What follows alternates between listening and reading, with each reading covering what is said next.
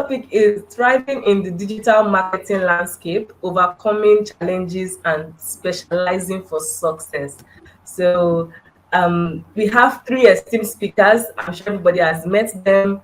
Every single person today brings a unique perspective and expertise in their various marketing fields. So let's dive into our discussion with Sylvester first. Are you ready, Sylvester? Yeah, let's go. So, Sylvester, as a video creator and editor, could you shed some light on the hardest part of the job? All right. Okay, you mean the hardest part of the job, right? Hardest part of being a video editor. Okay. Video editing, to me, even I'll be sincere, just like the letter I received. Video editing is hard, right? Um, what I've experienced, the difficult part I've experienced as a video editor is stress going through editing clients' videos, right? Because I use high-end software, right? I don't use basic software like smartphones. So I use Adobe Premiere Pro, After Effects. So editing with those softwares can be time-consuming, right? It takes time to combine stuff. It takes time to animate text, animate footage to bring out a creative result for our client. That is one difficult part of being a video editor. Another part is also pricing, right? I believe nowadays some clients don't actually place value on videos, right? So they believe that, oh, since you can join clips with your smartphone, since you can use basic software, right? It appears simple in their eyes, so they believe any form of video they bring to you to edit for them should be simpler, and then you should charge less, right? So once we mention price for them, once we call the price for them for a particular uh, video, they tend to be defensive. They tend to argue on the price. So those are the two major difficulties I've experienced as a video editor: the editing aspect, using the softwares, right, and also the pricing aspect. Yeah. All right, thank you very much. You've partially answered the second question I was supposed to ask, but we'll come back to that, right? So let's go over to Piriye. So I'll leave that to the moderator, Adesowa, to continue. Please. Okay, so thank you, Sylvester. Thank you very much for sharing that. Piriye, I have a question for you. As a social media marketer and a Facebook ads expert, how do you navigate the saturation in your market? And do you even believe there is something like oversaturation? Do you think it's a thing? If you believe so, how do you overcome the challenge? Okay, so let me start with the second question. No, I do not believe there is oversaturation, at least not at the moment. And the reason why I don't believe that is from my personal experiences with clients and like prospects and customers in general. Even when I share content, sometimes I feel like this content has been shared so many times in so many different perspectives from so many different people. So I feel like sharing it, oh, it's basic, there's not going to be engagement. People might not even really learn from it. But then I go ahead to share it as a test, and I see people saying, oh my God, I've never heard this before. Thank you for sharing this. I'm going to implement this now. And I'm like, this is something that I personally feel, since there are a lot of social media managers and marketers out there, that this message will be widely spread. But then when you think about the number of business owners out there, the numbers, it's not an even number. There are not enough social media managers and marketers sharing these messages. So I personally don't feel there's market saturation, at least not at the moment. And your second question, could you repeat it, please? Yes, I said, how do you navigate the saturation in the market? Well, because I don't really see the market as saturated, one thing I do, and I really started doing that, leaning more into that this year, was to lead with my personality, right? So before I was just the Facebook ads specialist, the content strategist, and social media marketer. But this year I started sharing more of my, should I say, crackhead behavior. And that has really attracted a specific kind of people, a specific kind of customers and clients who relate more with my personality.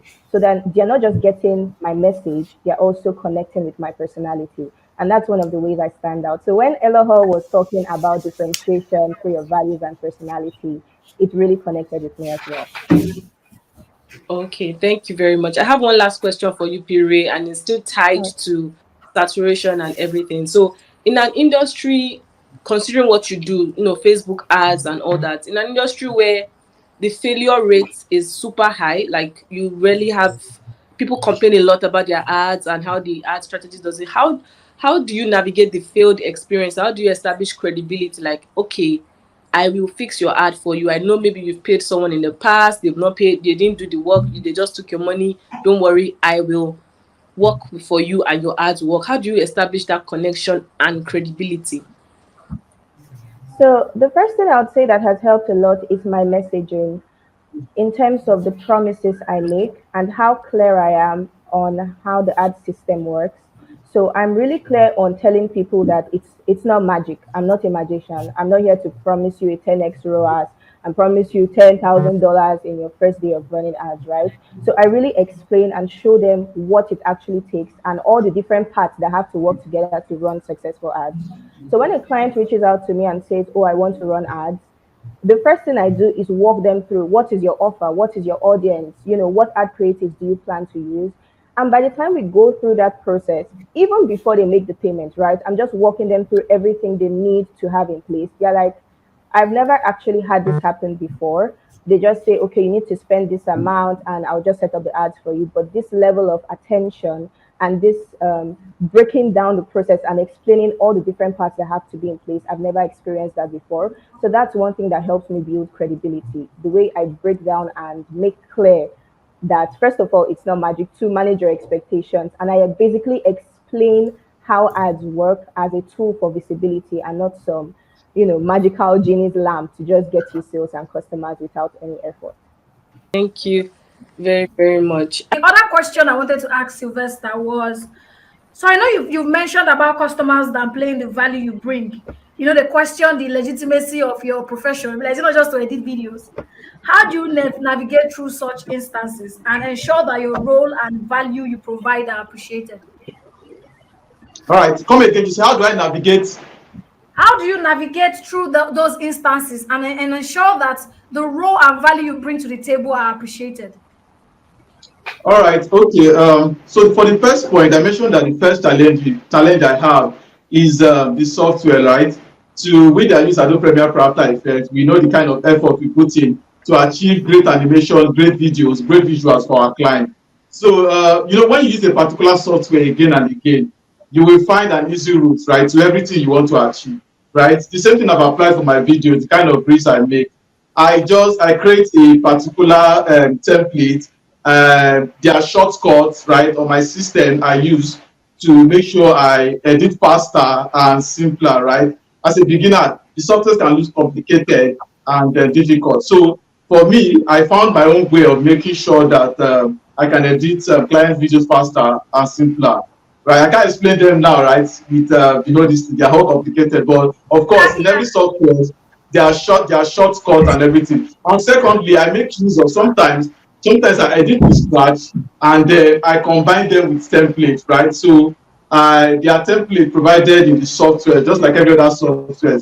Adobe Premiere Pro and Adobe After Effects have amazing softwares, templates that you can use. So while I'm editing from scratch, I make use of this template, I edit those templates, and this template makes my work faster, right?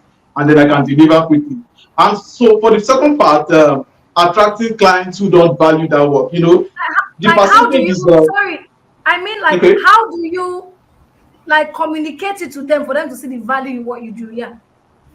Okay, yeah. So for clients who don't see the value in videos, because the kind of client I attract, will I say people that see the value of what I do, I can say probably they're like 30%, and then the clients that come to me who don't see much value in video, right? Who are not willing to pay the price, right? That I charge are like 70%. So for some, especially when what they are bringing into the table is very low, I tend to just let them go, right? And then for others who can still put in something better, I try to, will I say, convince them, not convince them, but I try to show them, okay, what this video, right? What is video, what they can use it for, and then how these videos can help them achieve their goal, right? So when a client comes to me wanting to edit video, I first of all I ask the question, I ask them, what they want to use this video for, right? What do they want to achieve with this video? From there, I try to use the reason they give me, the reason they provide is what I keep nailing on, right? So every conversation boils down to that reason, such that is not focused on them trying to achieve their goal, right? And then the reason that they give, I tend to expand it, right? For example, if they give one reason, if they provide a reason, I tend to show them other things they can benefit apart from this one thing they're trying to achieve. So once you do that, the kind of value goes up from what they're expecting, what they want to get, and then what I provide. Okay, you can get this and more, right? It goes up, and then they would want to invest more. They want to do Thank business with you. you. Thank you That is the, very much. that's one of the ways I like to. Yeah. Very much. So you mentioned two things. One, we should learn how to say no for clients that can't even reach the level. And then for the ones that are willing to meet you halfway, you see how you can add more value to what they initially brought to your table. So Okay, you have awesome. you have managed to stay relevant as a Facebook ads expert, right? So can you share some insight into how you've achieved this? In addition to that, you have chosen to focus solely on digital creators, coaches, and service providers who want to leverage advertising. Is this deliberate? So how have you managed to stay relevant in the industry, and did you just deliberately choose this group of people to work with them? Okay, very good question. Thank you so much for that question. Thank you so much. Well, stay relevant in any space or in any field, it means you have to be able to do something right. If you are not able to do something right, it's very, very difficult to stay relevant, right? And doing something right comes from consuming information, the right information, I would say, as much as possible, right? I will look at my journey. I will look at when I started the whole thing.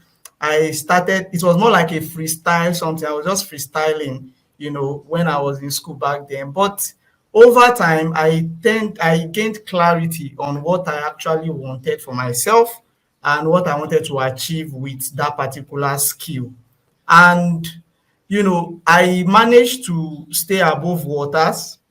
I managed to stay above waters by learning new things, making sure I pick up information from as many persons as possible, including even the host of this conference, Elo, right? So there, I can't, really look at the number of times I've spoken with my colleagues or spoken with my friends or, Googled up information or dig up information from Google, pay for programs and all of that to gain more insight into how the whole thing works and then use it as a leverage to be able to get results for myself and for the people I work with. Because, like I said, if you cannot get results, you find it difficult to stay relevant. People are not concerned about you. They are not concerned about what you are. They don't really care about what you are doing.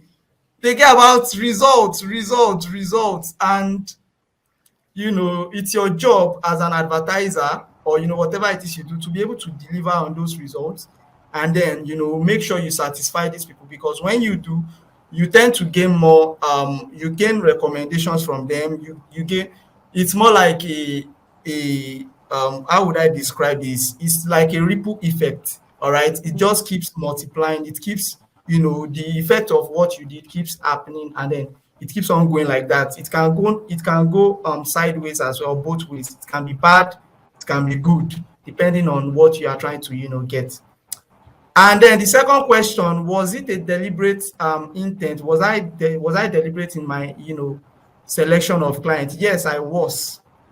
I looked at my scope of work. I looked at I looked at the people I was able to get results for or Oh get wow. results, and I looked at, okay, how was I able to do it for this particular person? And when I do it for this particular person, I'm not getting the same kind of result. So I feel like, okay, let me dive a little bit deeper into that. And I took some programs, and some of those programs exposed me to the fact that you have to go deep into the kind of people you want to work with.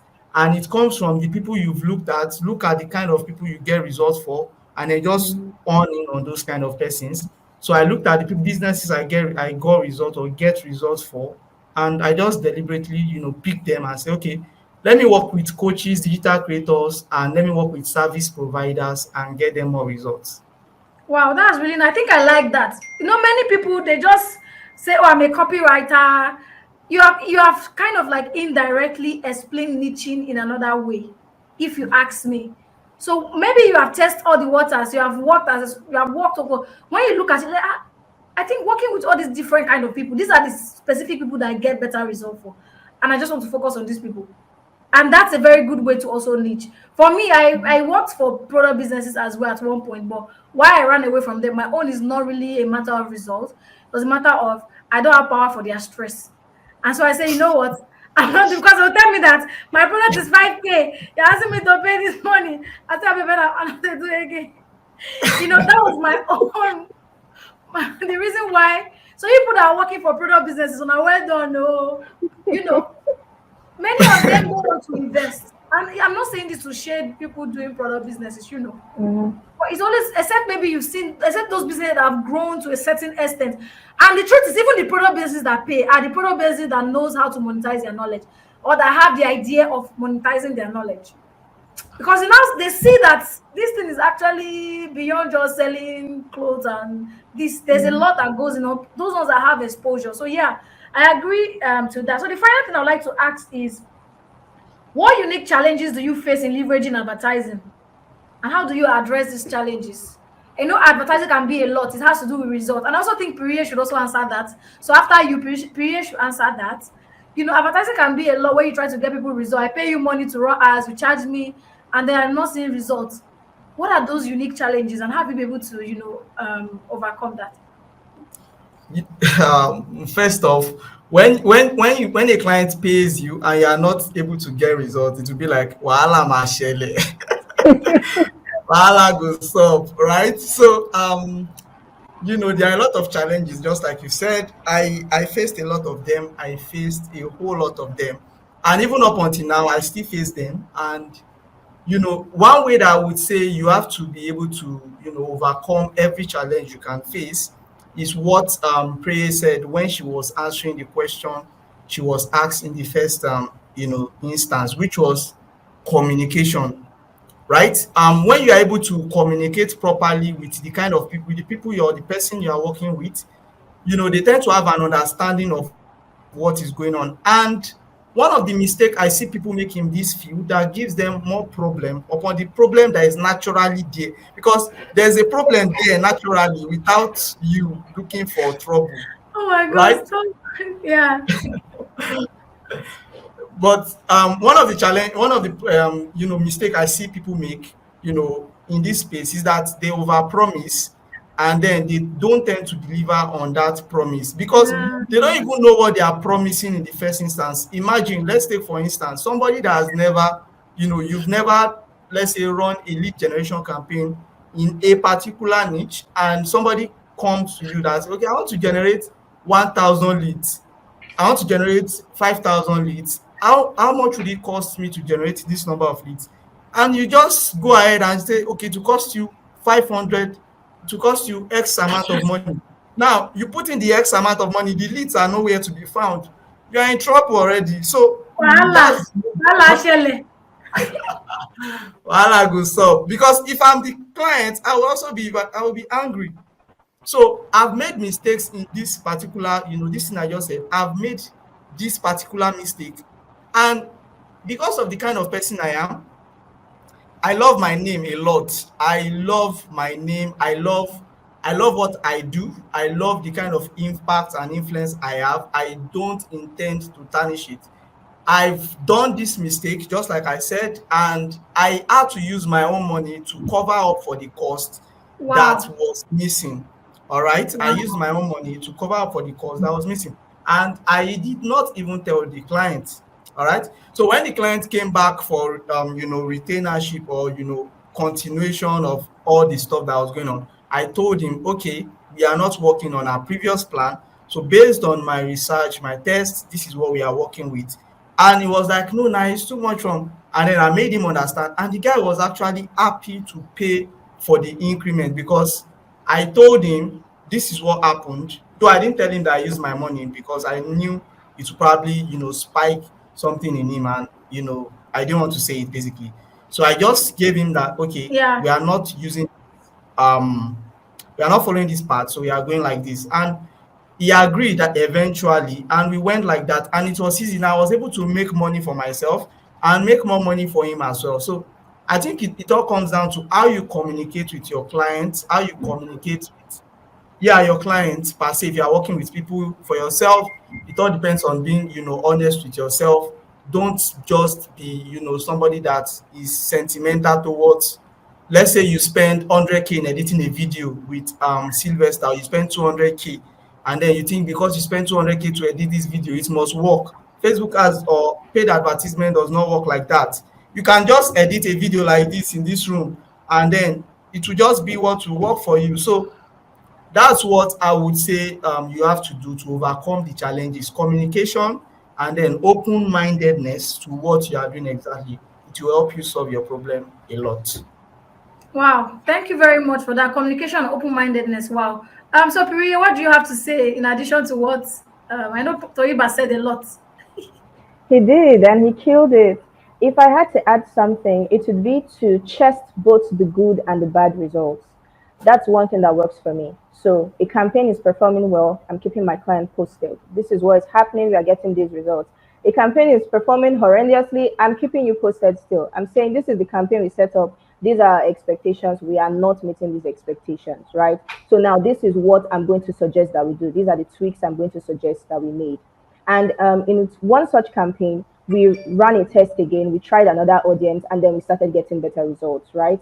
So it's all about communicating, and also that sense of responsibility, whether the results are good or Yeah, bad. Not saying but when it's good, oh, it's me. When it's bad, oh, it's Mark it's not Zuckerberg, me. right? I know that Mark has his problems and the platform has its problems, but as the specialists and the experts, we have to ensure that we are also taking some form of responsibility as well and doing everything we can.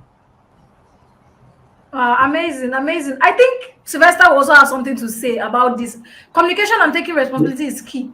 So, Sylvester, I know you do video for people, and sometimes many of these people they have this high expectation of video. Like, oh, after I do this video, I don't blow. Hey, once I do this video, people must know me. They must buy. Have you had people with those kind of expectation, and then after you do the video, and maybe the video does not even have the likes that they expected? Have you had that kind of situation? How do Yeah, you fix that? yeah. We have had those kind of clients that they want to make videos and their expectations are very high. They want to get more reach. Like Toyeeh said, there are certain factors that make a video work, right? Are you ready to put in money to get that video to reach more people? Is your page organized, right? Is it that when I do a good video for you, maybe that good video I do there, I do for you, maybe that's the only good video on your page? Because there's a client like that, I've made a beautiful video for her, and that was the best video on her page. Every other thing on that page was, I don't know what to say, right? Certain factors, and then you start looking as if this video is not working, right? A single video cannot just work for you. Once you have your brand organized, once you have your page organized, if we make a video for you, right? That video, when people come to you, there's a likelihood that they want to follow you, right? Because they will see that thing that attracts you, right? And they connect to that video, to what you are saying. They would want to purchase, they want to buy, right? If I make a video for you, there are some clients that their products or what they are trying to sell is not so beautiful like that, right? So if I make something that is bam, a video that is premium, and people are coming to your page, to your landing page, to your website, to whatever link they are clicking, and they are saying something different, that means there's a contradiction. I'm giving something excellent, and then what people are seeing at the back end is the experience is a medium, right? So to make something work, right, there has to be a connection between your brand, right? If I'm doing something good for you, let your brand be good. There's So something that that would work best. do you have this conversation with them before you do the video? Do you go through their page to know that, oh, this video, this is what we need? Or do you have those conversations? Or is after they now start crying that you now start telling them what this thing? Yeah, I go to their page, I check some of their page, right? Most of once the clients, I check some of their previous video, right? And probably there are some clients that they've worked with other editors before, and I've seen their video, and I know I can do something better than that. Sometimes I don't talk to them about this, because most times when I try to be gentle to communicate, hey, you need to this thing, I try to look as if I'm not focusing on my job. Imagine if my job is just to edit a video, and then I'm sort of switching into content marketing. They'll be like, what's your own, Oga? My own is just create this video for me and let me pay you. You understand? I'm switching into Facebook card or branding, blah, blah, blah. Even though I have knowledge of these things, if I try to turn special advisor, they start becoming defensive. Oh, God, just do what I want. You understand? Right? Just do what I want. Do that video. You don't worry. Leave my page alone. Leave what I've done in the past. Can you make this video like this? Just make this video like this, and then leave me to do the rest. And of course, what can you do? Right? You're only trying to help. Okay, you're only trying to give an advice, give a suggestion. Man, you can do this way. You can do this way. This will make this thing work better. But of course, some of them would listen, but most of them, they don't want you. They don't want you. They don't want you advising them. They want to show authority. They want to make you feel like they are employing you, right? You have to do as they say. They are under you, and you are not above them. Yeah. I see that. Wow. I can imagine, because my video guy, what me and him does, I just give him scripts and he will just go and bring something. He doesn't say, at least your page is doing that. But I also think that's what I think from what you just shared now. Maybe you could add it as part of your message, like, oh, you don't just create videos for people, you also like walk them through the strategy to make the video work. That could be a part of your strategy. You can add it to part of your package and even add more money to even increase the value of what you do. So we don't just create and edit videos for you. So for people who just want video, you just do video for them. Then the ones who want video and the strategy, you can combine it together for them as well. But yeah, I think I get that part, and I really understand it. People can be very funny. They'll be like, it's not the only video I want to create. Do my video for me, make it they come out for Just like when people come to meet me and say they want to write sales page copy, and then maybe I'm not talking about something else. They'll just be looking and looking. Sometimes most of them don't tell me. They'll just be rolling their eyes like bombastic side eye. You get that feeling, yeah. Write the sales page copy for me and get the fuck out of here. Like, just write it and leave me alone. But then many people don't understand that all these things are interconnected. You don't understand it. Yeah. And I just believe that at the end of the day, that's where our messaging comes in. And also that's where you can also find your own differentiating factor. Like I believe that as a brand, we should create the what's the word? We should create the path and not letting the clients create the path for us. I don't know if you guys agree. So like this is the path. This is how this is how you must go through if you want to work with me. So for example, if you want to work with me to launch your online course, I tell you, you must agree to the 3 months. If you don't agree, I'm not working with you. Sorry, no thanks. That's it. Because when they come, some people come before I used to do it. Some people say 2 weeks, we'll do 2 weeks with you. They know what say. They'll say no. And to tell you that 2 weeks, maybe 1 week now for planning and building all those things. We'll not do marketing only 1 week. Or even less than 1 week. We'll not say. So that's say, Lord, this thing is not working. I can't go back, go sit down and say, if I really want to get results for these people, I need to create the path for them to follow. Because they're coming to me as the expert. They don't know this thing. What they believe say should work. That's what they come with. So if I tell them, if they can get other people that will be for them 2 weeks, no while you can go there. But you see me alone, I will not launch any course for you in 2 weeks. But if you just want me to build your sales page for you to go and do your launch in 2 weeks, no while I'll go build them. Go and do your thing. Say, I don't write and finish, you don't consign me. If you come and me to say, not say, I will not tell you, you say only to me to write other things, other factors contribute. Where people getting on the page, where people say yes, it's not my fault. You know, so I create that path to let them understand that you have to work with me 3 months if you want to work with me one-on-one. But if you know you cannot do that, they go and buy my self-paced course and do your things in 2 weeks. So if you don't work self, now you know. So I just believe creating that path for customers should be a very good. I don't know what you guys think. Yeah, I think it's something that everyone should implement.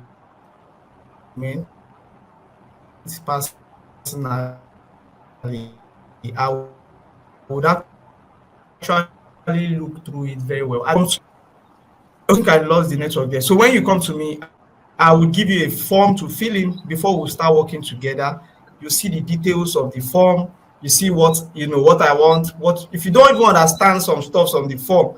Like there's this part of the form that will say, okay, what kind of funnel do you run? Do you run a webinar funnel, VSL funnel, or you use tripwire opt-ins? And some places are asking me, what is the meaning of no, we are not a fit. We cannot work together if you do not understand this thing. So I think you are very, very correct, actually. Okay, so Piriye, what do you think on that? I definitely agree with that. I tell my clients, like when they come in as prospects and they want to work with me, I tell them straight up, I'm a nosy marketer. Because if I'm working with you, I will look into your products, I will look into your website, I would look into your messaging, like how you're presenting. I would look into every single aspect. Case study, one of my most recent clients, I actually had to persuade her to change her collection name because it was going to get her dragged on these streets. And you know the way creative people are, when you create something, it's your baby, right? But I just had to communicate with her and tell her from a marketing perspective, and if you don't want wahala that you cannot handle on the streets of Instagram, change the name of this your clothing line, change the collection name.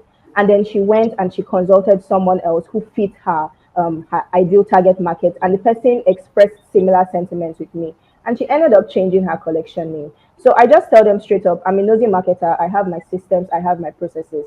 If you want to get good results from your marketing, all these areas have to be in place. And I am going to be tricking my hand, nose, eye, every single part of my body in as many areas as I can to ensure that when I do the work from my end, everything else is in place to ensure that it converts the way it's meant to. So I definitely agree with what you're saying. Wow, very cool. So Sylvester, any thoughts on that? Yeah, I agree with what you've said. I think you already gave me an insight, right? Aside doing what you are doing, also add strategy into it, right? Even though it can be a whole lot, right? If you look as if you are diverting into your, like you are trying to talk much, right? Because some of apart aside what we know, our need, video editing, there are other information, there are other knowledge we've gained, and then we believe that if we share it with this client, right, then it can help them achieve results to that niche, that video we are talking about, right? So I think that will be into consideration, right? Video editing and then strategy can come in to make them achieve better results, right? Even though it's going Yeah, to be a whole lot to handle, but I think I that could work in a good way. you have to make it like systemized, like a controlled strategy. So focus on specific things. So maybe content and their page. That can be All what right, your strategy that is could work. on. So it's not like it's going to be broad kind of strategy. Talk about ads, talk about funnels. So focus on the page and their content. That can be a control. So that when they don't see result, you know that oh, this person told me from the beginning. You know. So for example, maybe somebody come to you and say, oh, I want to make a video on this thing. Right. And then you go to their page, you see that would be the only quality video that they will drop after that. You can advise them and say they should make X amount and number of videos instead. This is going to do this, do that, and then you even decide, even offer to come up with a script for them, right? So that will not be the first video that they will drop. So maybe they drop the 1, 2, 3, 4, and then they drop that main one as the fifth one. That's going to help balance the page, you know, something like that. Those could be part of the strategy that you can put in there as well. So thank you so much, everyone, for coming for this panel session. It was very insightful Thank and you for also very having funny. me. It was funny too. So before we go, are there any questions for the panelists? Any question for the panelists? So while we're waiting for questions, I would like us to share our final words. So starting from ladies first again. Am I doing partiality? No, let's start with Toyeeh this time. Any final words while we're waiting for questions? Start with the ladies. I would allow the ladies go first. No, you go first. You go first. Okay. Thank you for having me here. Thank you for having me here. It's been a pleasure, and I absolutely enjoy my time. And I actually learned something as well. So, which is part of what I said in the beginning. That keeps you relevant. Always keep your mind open to new informations that can help you Yeah, stay grounded, help you stay informed, and give you more insight in how you can always get results, because you have to get results to stay relevant. You have to, I by all agree. means, Yeah. by all means. So, thank you once again for having me. So let's go over to Sylvester. The ladies will talk last this time. All right. First things first. From day one, I really learned from this session, right? Even this panel session and then all the speaker session. This event has been sense making, right? So what I would say is challenges, of course, we experience challenges as creators or whatever needs we have, right? Challenges will come. But of course, I want us to know that we can figure this out, right? The other challenges Yeah. are faced in the past, I'm not facing them now, right? And whatever challenges we face, there's an opportunity to learn, to improve on, to grow, right? That's the essence of this conference, right? To grow, Yes, right? To bro. change some things, to edit some things. right? And then build our brand and then get things better. Even though there are some other challenges that will come in future, when we get there, we go still solve them. Yeah, thank you. Abio, we got to solve them. Their father. I've been Okay, Piriye, ladies last now. Where I go? First of all, thank you so much for having me, and thank you to all my fellow panelists. What I will end with is two things. One, consistency is the name of the game. You might not have all the answers now, but if you're consistent enough with what you're doing, as you go along the journey, you start getting clarity and you start getting insight. But if you never start and you don't continue your journey, you would never actually get to those points where you have the answers that you need. And the second thing is a mistake I see a lot of creatives make is we don't really see our businesses as businesses. So while you're focusing on the other parts, you're delivering your service, please have systems, processes, strategies to grow your own business and just have things in place to ensure that your business itself is thriving. Thank you. Wow, thank you very much, Sylvester. Thank you, Toyeeh. Thank you, Piriye. Anyways, thank you guys for coming to the panel session. Even myself, I learned. There's some insights as we are talking. Everybody's dropping their insight and bomb. I'm also learning and getting new ideas myself. So I believe that's even the entire purpose of the session, of the panel session, so that everybody's going to learn and pick from each other's ideas. Nobody is an island, and like Toyeeh said, learning is what keeps you relevant. Learning is part of the thing that keeps you aside from implementation. First of all, you need to learn first. Sabina who get where to where in the learn go know waiting they implement. Abi. Abina, is that not it? You have to have where you're learning from first before you start going for implement. Yes, I can see the reaction in the comments. So, but yeah, you have to learn, see where to learn, and then you go to implement. So now we're in that learning phase. Each and every one of us here, even me hosting this event right now, is a learning phase because there's a lot I'm learning from it. I'm learning from my mistakes. I'm learning from the panelists. I'm learning from the entire process, and then it will shape me tomorrow. It will shape whatever decisions I'm going to make after this conference. My life is not going to remain the same. Some certain decisions I'm going to make after this conference, they are not going to be the same, right? That is because learning, I'm open to learning. I open my mind to learn. Another key thing as well for me is when I'm teaching, I also learn. Do you know that when I was preparing the presentation for today's presentation, as I was doing those, I was like, hello, I know this thing. Wow. Because I'm like, how come I've never said this thing before? Like, why is it sounding like I got so many light bulbs? I'm like, wow, so that's how open I am to learning. I also learn from myself. As I'm teaching people, I'm learning. The entire session I learned. So thank you to all the panelists. Thank you so much. I really appreciate you guys for agreeing to do this, for coming here. Yes, the panel sessions always feel relaxed, and while we are learning and feeling motivated, we also have to laugh. We've done the hard teaching. Thank you, everybody. Thank you, Piriye. Thank you, Sylvester. Thank you, Toyeeh. I can't thank you guys enough. I really appreciate you for coming to do this, and have a good night's rest. And I'll see you guys. I'll see you guys in the backyard. Yeah. Yo. All right, guys. Thank you. Thank